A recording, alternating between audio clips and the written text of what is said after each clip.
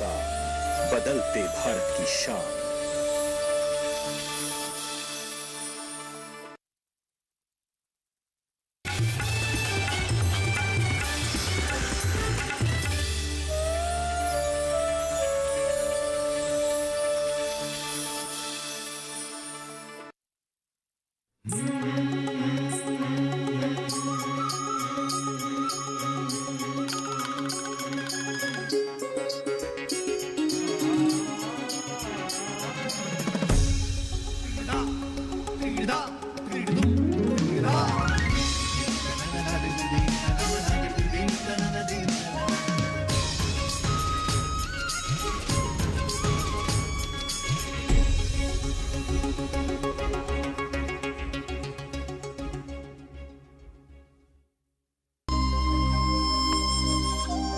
असम के नागा हिल्स जिले और नॉर्थ ईस्ट फ्रंटियर प्रांत से अलग होकर एक और राज्य बना नागालैंड। और यह राज्य प्रकृति का खजाना है। नागालैंड के लोगों का मुख्य व्यवसाय कृषि है। लगभग 65% जनसंख्या कृषि पर निर्भर है। Central institute of horticulture Medziphema Nagaland की स्थापना वर्ष 2005 से 6 में कृषि, सहकारिता और किसान कल्याण विभाग, कृषि और किसान कल्याण मंत्रालय नई दिल्ली द्वारा की गई है।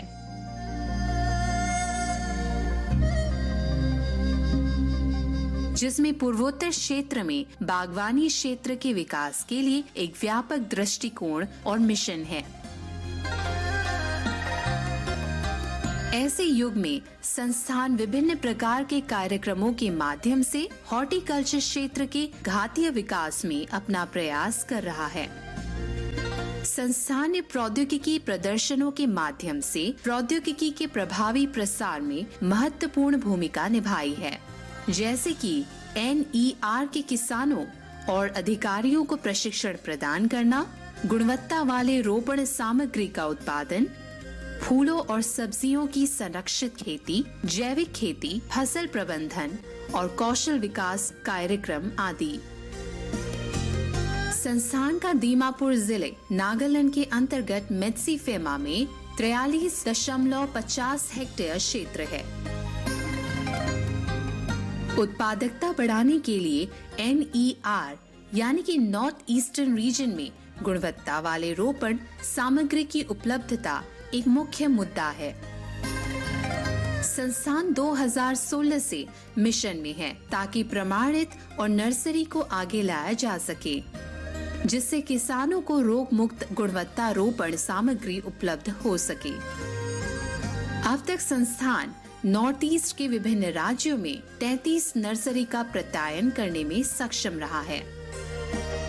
नागालैंड में हॉर्टिकल्चर को आगे बढ़ाने के लिए संस्थान काफी नई पद्धति को अपना रहा है।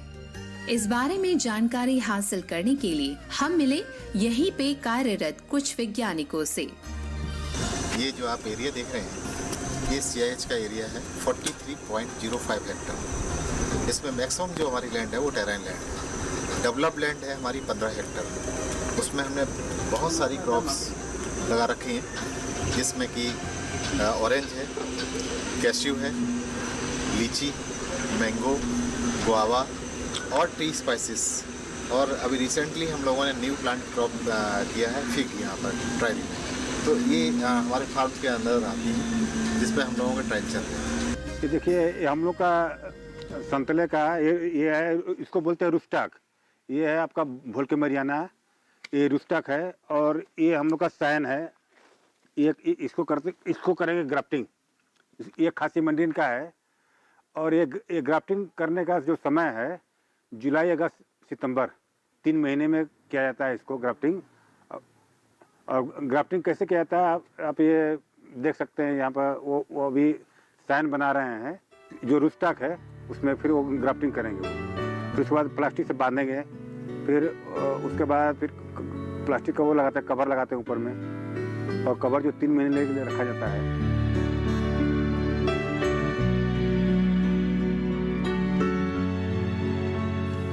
ये अभी ग्राफ्टिंग हो गया है। इसके बाद इसको ऊपर कवर डालेंगे।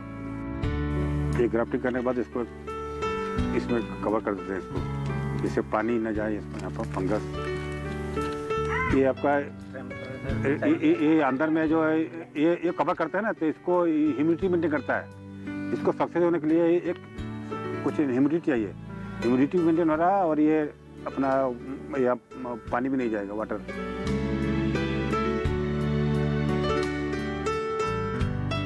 अभी ये बडिंग कर रहा है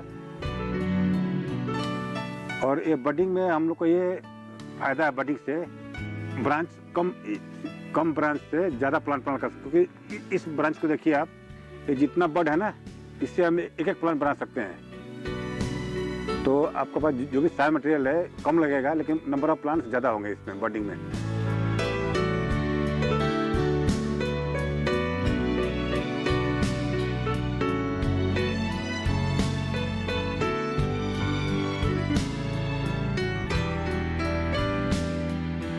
ये बड है, जब स्प्राउट हो जाएगा निकलेगा ब्रांच, तो फिर इसे काटेगा। यही बडिंग ग्राफ्टिंग जो करते हैं ना फ्रूट क्रॉप में, क्यों करते हैं, इसका मेन है कि हम लोग को जो प्लांट का जो है ना, ये बडिंग ग्राफ्टिंग करने से जो फ्रूट बियरिंग है वो बहुत जल्दी होता है और प्लांट का हाइट मेंटेन रहता है। तो हम लोग को इंटरकल्चर ऑपरेशन करने या हार्वेस्टिंग स्प्रेइंग के लिए बहुत ईजी होता है। प्लांट का हाइट ज़्यादा लंबा नहीं जाएगा बडिंग ग्राफ्टिंग का।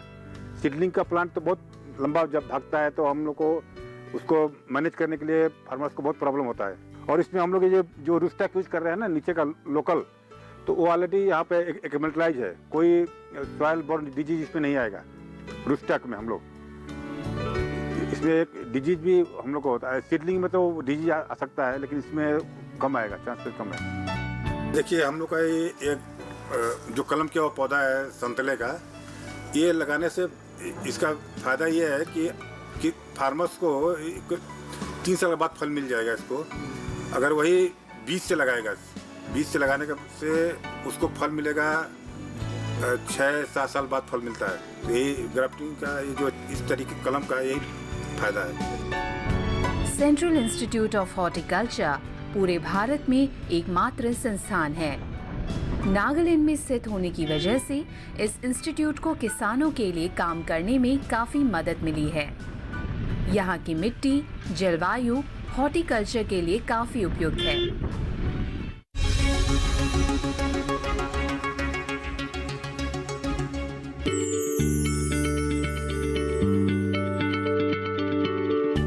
क्या आप किसी बीमारी से परेशान हैं?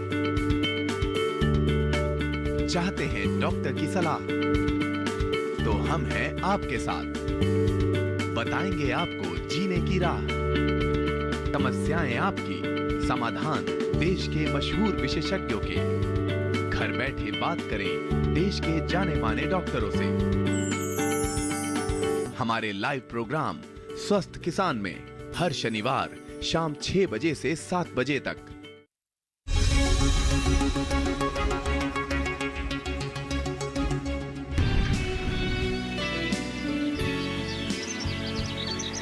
नागालैंड में हॉर्टिकल्चर ये कोई पुरानी बात नहीं है। यहाँ के लोग हमेशा से ही प्रकृति से जुड़े हुए हैं, पर बढ़ती हुई आबादी के साथ, उनकी मांग के साथ और काफ़ी सारी नई टेक्नोलॉजी के साथ लोग और भी ज़्यादा हॉर्टिकल्चर और अपनी प्रकृति के साथ जुड़ते जा रहे हैं। तो मैं पहुंची हूँ मेरी ही एक पसंदीदा जगह पर। एंड नागालैंड में वैसे तो काफ़ी सारी नर्सरीज हैं, बट ये है one of the biggest nursery in Nagaland, जिसका नाम है हाईलैंड नर्सरी। और मैंने सुना है कि यहाँ पर 100 से भी ज़्यादा प्रजाति के फल, फूल और काफ़ी सारे पेड़ पौधे लगाए जाते हैं। और हमें पूरा यकीन है कि इन्हीं काफ़ी सारी टेक्नोलॉजी के साथ और नर्सरी के साथ, ये तो एक छोटा सा एग्जाम्पल है, पर हमें यकीन है बढ़ते हुए हॉर्टिकल्चर और फ्लोरिकल्चर के जरिए यहाँ के लोग और यहाँ के लोकल किसान पर्यावरण और प्रकृति के साथ और भी ज़्यादा जुड़ते जाएंगे और उनके लिए आय के स्रोत के दरवाजे काफ़ी ज़्यादा खुलते जाएंगे। तो चलिए मैं देखना चाहती हूँ कि इस खूबसूरत नर्सरी पर मुझे क्या क्या देखने को मिलने वाला है। तो चलिए आप भी मेरे साथ।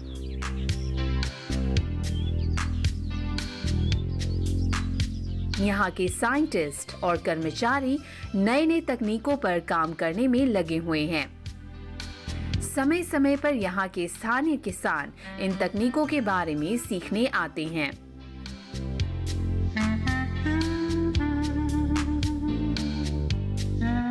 नागालैंड के विविध कृषि उपयुक्त जलवायु, राज्य में हॉर्टिकल्चर फसलों को आगे बढ़ाने के लिए काफी अच्छा स्रोत है।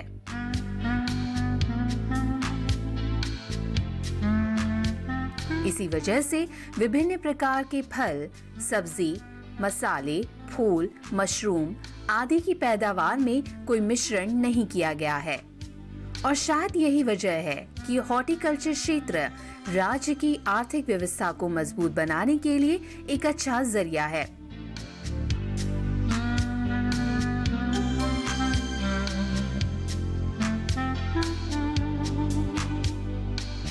इतना ही नहीं, किसानों को सिर्फ कृषि से ही नहीं, हॉर्टिकल्चर से भी काफी लाभ पहुंचा है।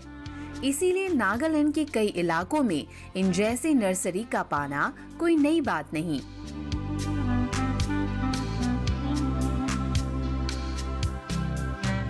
इस नर्सरी में हमने देखा कि यहाँ पे पाए जाने वाले पेड़ पौधों के अलावा बाहर से लाए जाने वाले प्रजाति भी मौजूद थे।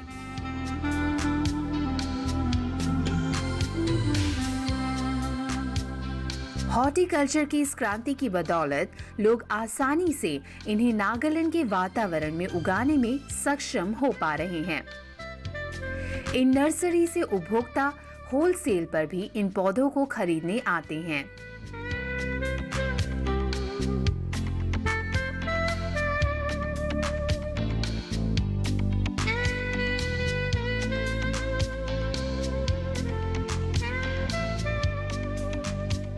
इन नर्सरी पर आकर आपको अंदाजा लग सकता है कि बागवानी के लिए हम अनगिनत प्रजातियों का इस्तेमाल कर सकते हैं।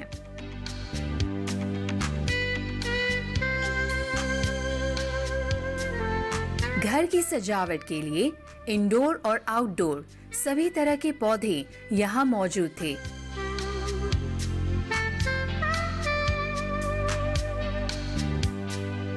इन पौधों की बढ़ती हुई मांग की बदौलत ही आज हॉर्टिकल्चर को काफी बढ़ावा मिला है।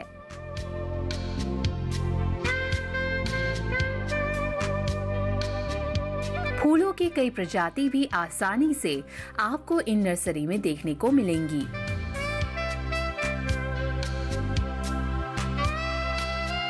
कई फूलों की प्रजाति ऐसे हैं जो अलग अलग मौसम में पनपते हैं और कुछ प्रजाति ऐसे हैं जो 12 महीने ही फूलों को पसंद करने वालों के लिए खास होती हैं।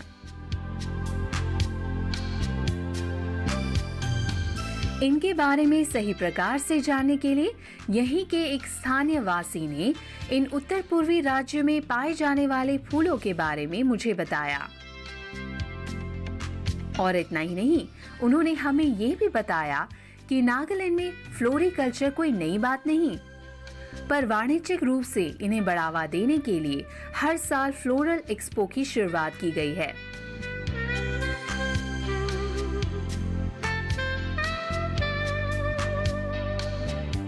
सरकार द्वारा ऐसे कई स्कीम्स और प्रोजेक्ट शुरू किए गए हैं जिससे फूलों में दिलचस्पी लेने वाले किसानों को काफी लाभ पहुंचे। इन योजनाओं के माध्यम से देश में फूलों के उत्पादकों को उनके फूलों के उत्पादन और उत्पादकता में सुधार करने के लिए लाभान्वित किया गया है, जो पारंपरिक और आधुनिक फूलों और घरेलू और वैश्विक दोनों क्षेत्रों में विपणन प्रणाली में सुधार करते हैं। राष्ट्रीय और अंतर्राष्ट्रीय दोनों बाजारों में भारी मुनाफा कमाने के अलावा इस क्षेत्र के विकास के माध्यम से रोजगार के अधिक अवसर भी पैदा हुए हैं। ग्रामीण मजदूर फूलों की खेती की गतिविधियों में काम करके अपनी आजीविका कमाने में सक्षम हो गए हैं, जबकि कुछ मजदूरों ने अपनी नर्सरी शुरू कर दी है। वैसे तो नागालैंड एक कृषि प्रधान राज्य है, जहां झूम खेती पारंपरिक तौर से की जाती है, पर हॉर्टिकल्चर के एक क्रांति से यहां हर तरह की फल, सब्जियां उगाई जाने लगी हैं और इनके कई पौधे भी इन नर्सरी पे आसानी से मिल जाते हैं। आज इन नर्सरी में सजावटी पौधों के अलावा कई तरह के फूलों के पौधों के साथ साथ कई तरह के फलों के पौधे भी यहाँ मौजूद हैं, जैसे आम, संतरे, नारियल आदि। हॉर्टिकल्चर को आगे बढ़ाने के माध्यम से कई देसी और विदेशी फलों की फसलों को भी भरपूर मात्रा में खेती की जा रही है।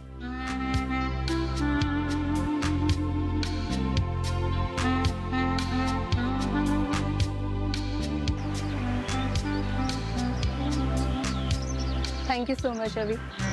Thank you. That was Thank you. वैसे पेड़ पौधों से अगर आपको काफ़ी ज़्यादा लगाव है तो शायद आपको बोटैनिस्ट होने की ज़रूरत नहीं है। आप इनके बारे में बहुत ही आसानी से समझ सकते हैं। और इस नर्सरी पर आकर मुझे काफ़ी सारी बातें मालूम पड़ी और काफ़ी सारे ऐसे प्रजातियों के बारे में, स्पीशीज़ के बारे में मैंने सीखा जिनके बारे में शायद मैंने कभी सुना ना हो। तो ये जो मोमेंट था मेरे लिए बहुत ही यादगार रहेगा और मुझे आशा है कि आपने भी मेरे साथ इस नर्सरी का सफ़र काफ़ी ज़्यादा एंजॉय किया। सेंट्रल इंस्टीट्यूट ऑफ हॉर्टिकल्चर पूरे भारत में एकमात्र संस्थान है। इस संस्थान में बड़े पैमाने पर कृषि की जाती है और साथ ही ट्रेनर्स और किसानों को हॉर्टिकल्चर से जुड़े काफी चीजों के बारे में सिखाया और समझाया जाता है। ऐसे कई यूनिट यहाँ बनवाए गए हैं जहाँ वैज्ञानिक तरीकों से हॉर्टिकल्चर को बढ़ावा मिल सके।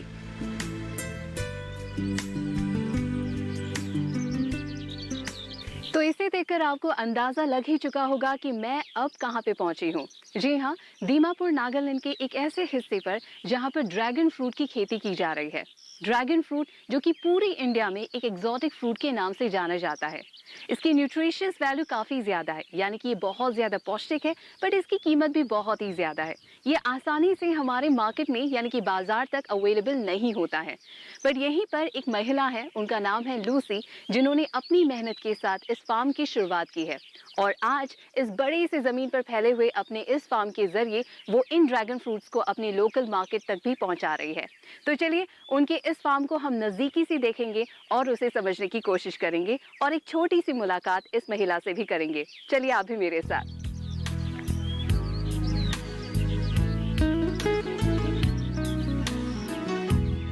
Hi, how are you? Welcome to my farm. Thank you so much.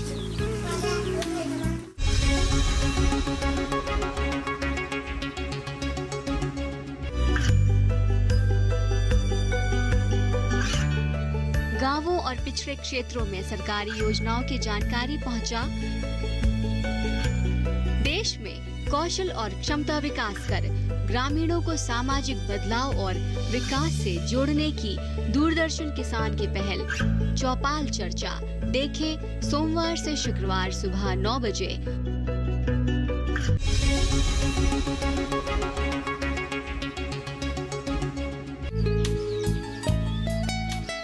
Horticulture को आगे बढ़ाने के माध्यम से कई देसी और विदेशी फलों की फसलों को भी भरपूर मात्रा में खेती की जा रही है।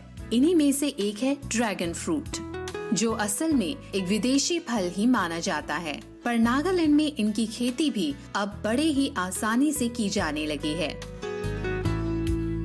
दीमापुर जिले के शितोवी गांव में ड्रीम ड्रैगन फ्रूट फार्म पहला खेत है, जहां केवल मांग के द्वारा विदेशी ड्रैगन फ्रूट का उत्पादन और बिक्री की जाती है।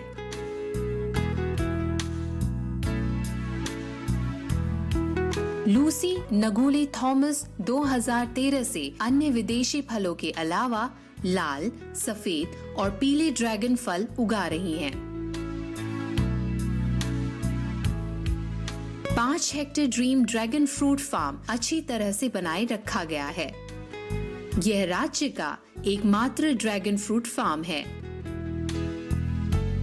The dream dragon fruit farm एक मान्यता प्राप्त नर्सरी है, जिसे सेंट्रल इंस्टीट्यूट ऑफ हॉर्टिकल्चर के तहत मान्यता प्राप्त प्राधिकारी द्वारा 1 स्टार रेटिंग दी गई है। First of all ma'am, thank you so much for having us. Okay. तो एक सवाल मैं आपसे ज़रूर जानना चाहती हूँ कि since dragon fruit is also known as the most exotic fruit, तो आपको कैसे ये आइडिया आया, what was the idea behind it कि नागालैंड में मुझे अपना खुद का फार्म खोलना चाहिए जहाँ पे मैं ड्रैगन फ्रूट लगा सकूँ? So what is your story? Okay. Actually, way back in 2013, I bought this fruit from the market at a very high cost. Okay. So this fruit was Lucy very से बातचीत करने में हमने जाना कि 2013 में उनका ये सफर शुरू हुआ, जब पहली बार उन्होंने एक लोकल मार्केट से ड्रैगन फ्रूट को खरीदा। being तब पूछने पर उन्हें मालूम हुआ कि ये फल बाहर से लाए गए हैं। तभी से इनकी दिलचस्पी इस फल में आई और उन्होंने सोचा कि अगर बाहर से ही इन फलों को लाना है, जिसका मूल्य भी काफी अधिक है, क्यों ना इन्हें यहीं उगाया जाए और सही दामों में ग्राहकों को बेचा जाए। और 2 सालों के अंदर उन्होंने कुछ ड्रैगन फ्रूट्स को अपने बागान में उगाया। That is how I started this farm. It was very suitable. And then from the second year, it gave us fruit. And then as you can see, this is the red variety. Okay. Okay. This is a red flesh dragon fruit. I have made all the takings here also. Okay. And then this is the white variety.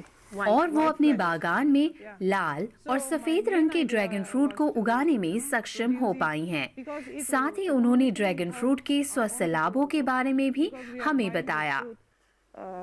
At a very high cost. So I really want to ask you about its nutritious value. जैसे कि आपने कहा it's really healthy. So dragon fruit में क्या-क्या आपको nutritious value This मिलती is है? also antioxidant. Yeah. Yeah. Okay. Antioxidant, and then it is highly nutritious.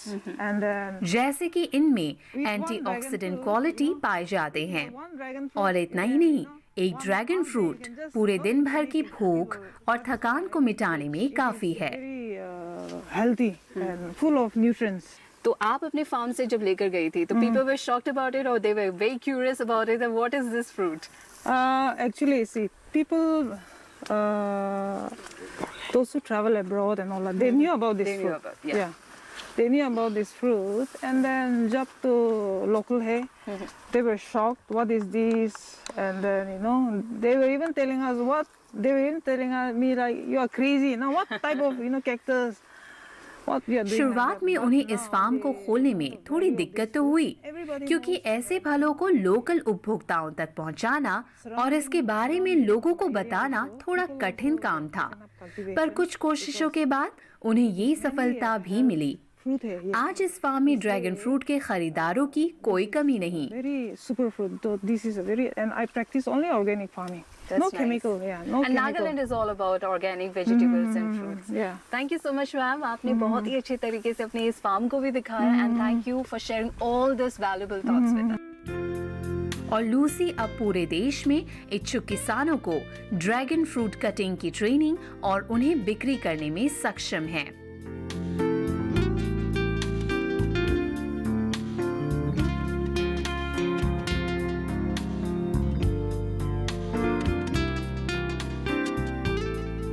और देसी फलों में शामिल नागालैंड के मेत्सीफेमा के अनारस को भला कैसे हम भूलें?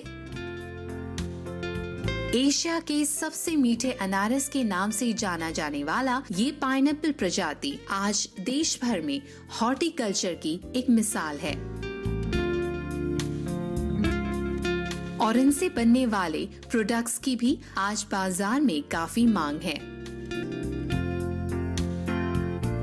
इनसे कई अलग अलग प्रोडक्ट्स भी नागालैंड के अलावा दूसरे राज्यों में भी निर्यात किए जाते हैं।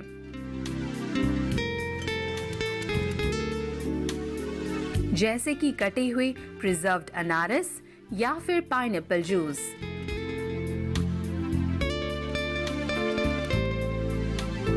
और हमें यकीन है कि आने वाले कुछ और वर्षों में हॉर्टिकल्चर के माध्यम से और अधिक किसानों को लाभ पहुंचेगा।